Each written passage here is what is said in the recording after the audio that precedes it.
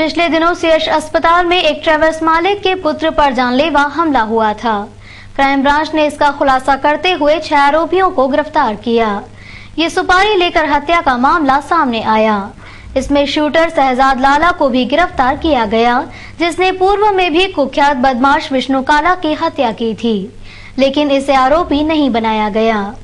लाला gangster Satish भाऊ का खास गुर्गा है। रविवार की शाम पुलिस कंट्रोल रूम में एसपी मुख्यालय डॉक्टर आशीष, एएसपी मनोज राय और क्राइम एसपी जितेंद्र सिंह ने पत्रकारों को बताया कि पिछले दिनों सीएच अस्पताल की पार्किंग में धर्मेंद्र ठाकुर पर जानलेवा हमला हुआ। इसका खुलासा करते हुए क्राइम ब्रांच ने गैंगस्टर सतीश भाऊ के खास शूटर शहजाद लाला के साथ 5 आरोपियों को गिरफ्तार किया और घटना में प्रयुक्त पिस्टल और बाइक भी बरामद कर ली। आरोपियों ने पूछताछ में सुपारी लेकर हत्या करने की बात स्वीकार की है। आसपास के लोग एवं उनके व्यवसाय से संबंधित लोगों से जब जानकारी ली गई, इसमें मनीष जुनेजा नाम के व्यवसायी की भूमिका संदिग्ध पाई गई। उनके जब हम लोगों ने तकनीकी पहलुओं पर एनालिसिस किया तो ये पाया गया कि मनीष जुनेजा विक्की मालवी नाम के एक व्यक्ति से पिछले कुछ दिनों से संपर्क में आया। विक्की मालवी और मनीष जुनेजा से जब कड़ाई से पूछताछ की गई तो ये इस पूरे केस का खुलासा हुआ, जिसमें पाया गया कि 15 लाख रुपए लेके मनीष जुनेजा ने पंकज शर्मा, राहिल गोदा, मनीष और विक्की मालवी और मोहम्मद सादाब, इन्होंने मिलजुल के धर्मेंद्र को मारने की योजना बनाई थी। इस योजना में राहिल और पंकज ने मध्यस्थ के रूप में बीच का रोल अदा किया था। शूटर के रूप में विक्की मालवी और मनीष को इन्होंने यूज किया था। 2 दिन से लगातार ये रैकी कर रहे थे और घटना के दिन सुबह ये सीएच अस्पताल में 9:30 बजे पहुंच गए थे। धर्मेंद्र वहां पर उनके सामने ही पहुंचे थे। हॉस्पिटल से जब वो निकल रहे थे 10 बजे तो इन्होंने काफी पास से उसको गोली मार दी थी और गोली मार के उनको हत्या का प्रयास किया।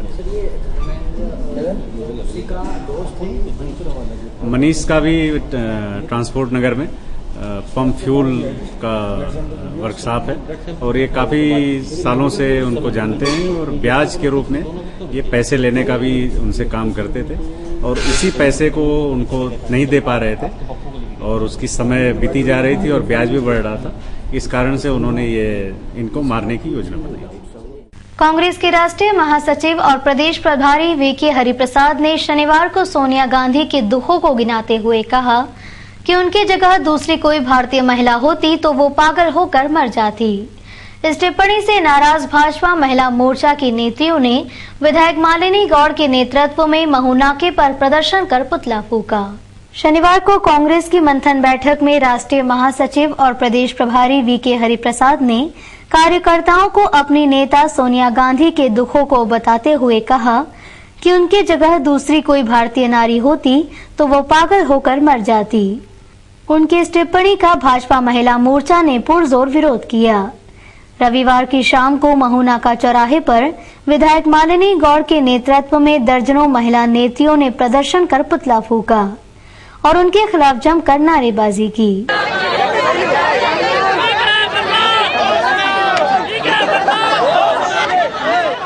इस बारे में विधायक मालिनी गौड़ का कहना था, सोनिया गांधी इटालियन है। उन्होंने ये कहा है कि सोनिया गांधी हिंदुस्तानी होती तो पागल होकर मर जाती।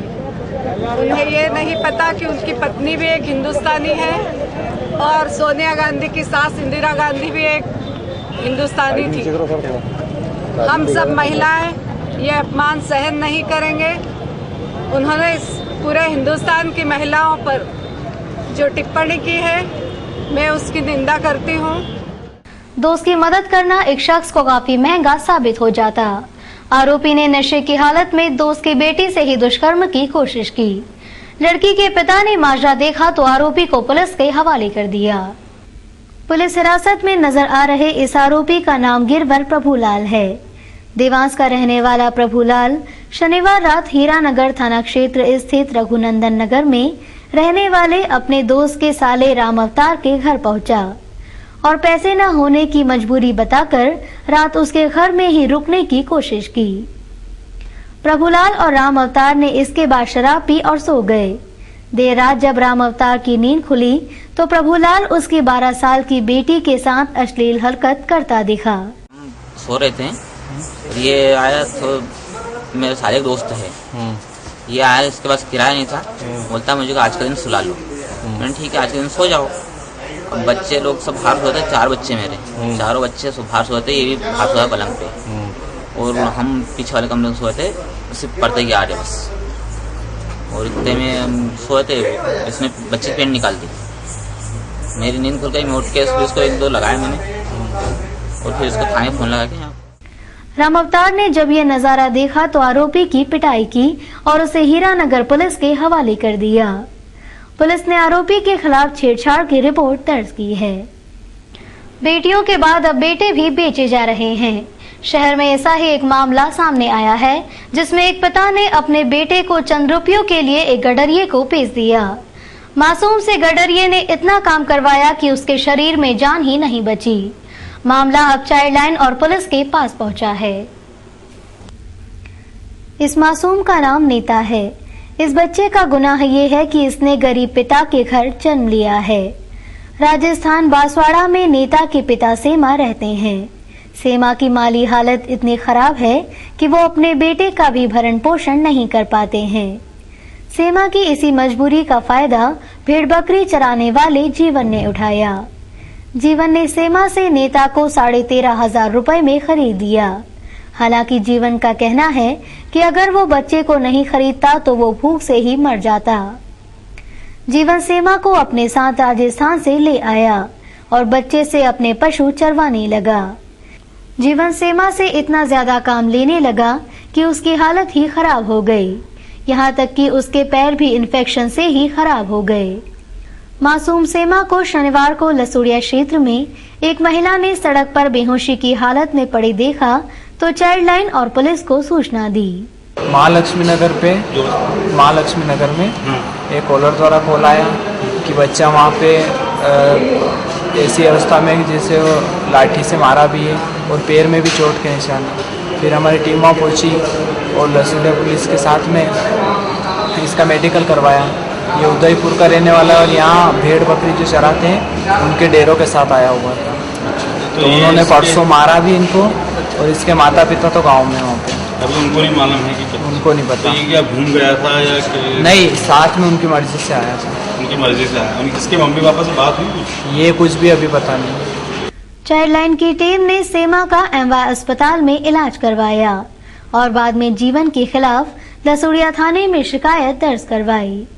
फिलहाल जीवन पुलिस की गिरफ्त में है और चाइल्ड लाइन की टीम नेता के माता पिता को तलाश कर उसे उन तक पहुंचाने की कोशिश कर रही है। बाजार से लाई गई मिठाई खाने से एक ही परिवार के 15 लोग फूड पॉइजनिंग का शिकार हो गए। शनिवार देर रात सभी की हालत खराब होने पर उन्हें उपचार में एमवाय में भर्ती किया गया। घटना जबरन कॉलोनी की है। यहाँ कविता पिपलोदिया अपने 3 बेटों कमल, सुरेश और दिलीप के परिवार के साथ रहती हैं। शनिवार को धार से कविता की बेटी आशा आई थी, इसलिए परिवार के लोग राजवाड़ा क्षेत्र से मिठाई खरीद कर लाए थे, जो सभी ने खाई। रात को एकाएक सभी को उल्टियां दस्त होने पर उपचार के लिए अस्पताल ले जाया गया। नहीं मंगाती हूँ मैं, तो उनने 500 रुपए दिया, ने मंगाई उनने तो 400 ने 60 रुपए 40 रुपए की आई, 60 रुपए वापस दिए। बस तो ये खाई। उसके बाद में 10 बजे से उल्टी चालू हुई। कितने लोगों की तबीयत बिगड़ी? 14 जने हैं, 13 जने। तो उसी से बिगड़ी है। और तो कुछ नहीं खाया था आप लोगों ने? कुछ भी नहीं खाया। जहरीली मिठाई खाने से कविता बाई, उनके 3 बेटे कमल, सुरेश, दिलीप, बहन आशा, चुन्नी बाई, लता बाई, संजू, सोनी, मोना, गोल्डी और लोकेश सहित परिवार के 15 सदस्य बीमार हो गए, जिनमें 3 की हालत गंभीर बताई जा रही है। हाल ही में रिलीज हुई फिल्म राज 3 के अश्लील पोस्टर रिगल सिनेमा पर लगे हुए हैं। इसे शहर की संस्कृति पर धब्बा बताते हुए भाजपाइयों ने सीधी कार्रवाई करने के बजाय तुकोगंज थाने का घेराव कर थाना प्रभारी को ज्ञापन सौंपा और प्रकरण दर्ज करने की मांग की। रिगल सहित इंदौर के मल्टीप्लेक्स सिनेमा घरों में राज 3 फिल्म शुक्रवार को रिलीज हुई। इसके अश्लील पोस्टर फिल्म रिलीज होने के पहले ही शहर के प्रमुख चौराहों पर लग गए थे, लेकिन भाजपा सांस्कृतिक प्रकोष्ठ के पदाधिकारियों की नजर उन पर शायद नहीं पड़ी। फिल्म प्रदर्शन हुए 2 दिन हो गए तब उन्हें शहर की संस्कृति का ध्यान आया और रविवार की सुबह मंच के विकास अवस्थी के साथ कई कार्यकर्ता रिगल सिनेमा पर सीधी कार्रवाई न करते हुए तुकोगंज थाने का घेराव कर प्रदर्शन कर मांग की कि इस मामले में पोस्टर लगाने वालों के खिलाफ प्रकरण दर्ज करे, साथ ही इस आशय का ज्ञापन सौंपा। इस बारे में थाना प्रभारी अशोक तिवारी ने कहा, फिल्म सेंसर बोर्ड से पास होकर आती है, इसमें पुलिस के द्वारा ही कार्रवाई की जाना वांछनीय नहीं है। इस संबंध में आप जो है शासन के द्वारा इस तरीके से कार्य करें। उन्होंने बोला इसमें कोर्ट में इस पर लगाएंगे, उनका ज्ञापन ले लिया गया है और वरिष्ठ अधिकारियों को और शासन को इसमें। वहीं मंच के विकास अवस्थी का कहना था कि ऐसे पोस्टर शहर की संस्कृति पर धब्बा हैं। उसका उद्देश्य वो सफल हो जाता है, उसे और पब्लिसिटी मिल जाती है। तो हम लोग आज यहाँ पर प्रकरण दर्ज कराने आए हैं। टीआई साहब ने आवेदन लिया है और प्रकरण दर्ज करने का आश्वासन दिया है। अगर यहाँ प्रकरण दर्ज होता है तो ठीक है, नहीं तो 3 दिन बाद हम कोर्ट के दरवाजे खटखटाएंगे और माँ अहिल्या की नगरी में अश्लीलता फैलाने वालों को सबक सिखाएंगे।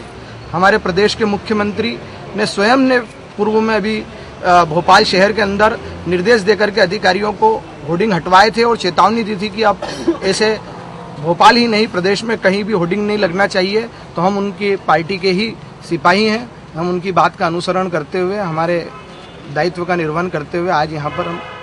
शनिवार को हीरानगर थाने के अंतर्गत आने वाले लवकुश आवास विहार में एक भाई ने अपनी बहन को मामूली विवाद में जला दिया। उसके इलाज के दौरान मौत हो गई। पुलिस ने आरोपी भाई को गिरफ्तार कर लिया।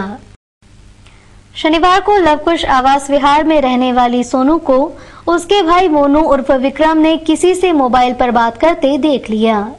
इसी बात को लेकर दोनों के बीच विवाद हुआ और मोनू ने उसकी बहन सोनू पर घासलेट डालकर आग लगा दी। सोनू को 100% जली अवस्था में एमवाय अस्पताल लाया गया, जहां इलाज के दौरान उसकी मौत हो गई। हीरानगर पुलिस ने आरोपी भाई विक्रम को गिरफ्तार कर लिया। थाना प्रभारी जीआर गोलिया का इस बारे में कहना था कि हमने सोनू के मृत्यु के पूर्व हुए बयान के आधार पर उसके भाई मोनू उर्फ विक्रम को गिरफ्तार कर लिया। और विवाद इतना बढ़ गया कि वो भाई ने जो है बहन को आग लगा दी, जो दौरान उपचार जो है एमवाय में एक्सपायर हो गई। भाई मोनू उर्फ विक्रम को पकड़ लिया गया, कार्रवाई की जा रही है। सर, आरोपी ने पूछताछ में ये कबूल किया है नहीं कि इसने ही बहन को जलाया? उससे पूछताछ जारी है और बहन के मरणासन कथन में स्पष्ट तौर पर बताया गया है कि बहन को जो है उसके भाई ने घासलेट डालकर आग लगाई, जो निश्चय सबूत है, उसमें कोई कंफ्यूजन नहीं। आरोपी का कहना था कि मेरे ऊपर लगे आरोप निराधार हैं। घटना के समय मैं घर पर ही नहीं था, साथ ही मुझे नहीं पता कि मेरे घर पर घासलेट कहां से आया। क्या हुई घटना? यही हुई थी मेरे साथ में कि मेरी बहन ने मेरे से मोबाइल मांगा था और मैंने मना कर दिया। उसके बाद में उसने मुझे गुस्सा दिलाया, फिर वो गुस्से को मैं अपने काबू नहीं कर पाया, मैंने उसको 2 थप्पड़ चिपका दिए थे। उसके बाद में ना ये हुआ कि जब मैं वहाँ से निकला तो थोड़ी देर बाद में मैं एयरफोन लगा के निकला था, तो थोड़ी देर बाद में वो चिल्लाने लगी, कुछ भी हुआ इसके विषय में मुझे नहीं मालूम। 10:05 में मैं वहाँ से निकला ही और 10:10 पर मेरा एक दोस्त के यहाँ पे गया, वहाँ पे बैठा और फिर वहाँ से निकल गया था। ये कहना है कि तुमने नहीं जलाया? नहीं जलाया, मेरा कहना यही है।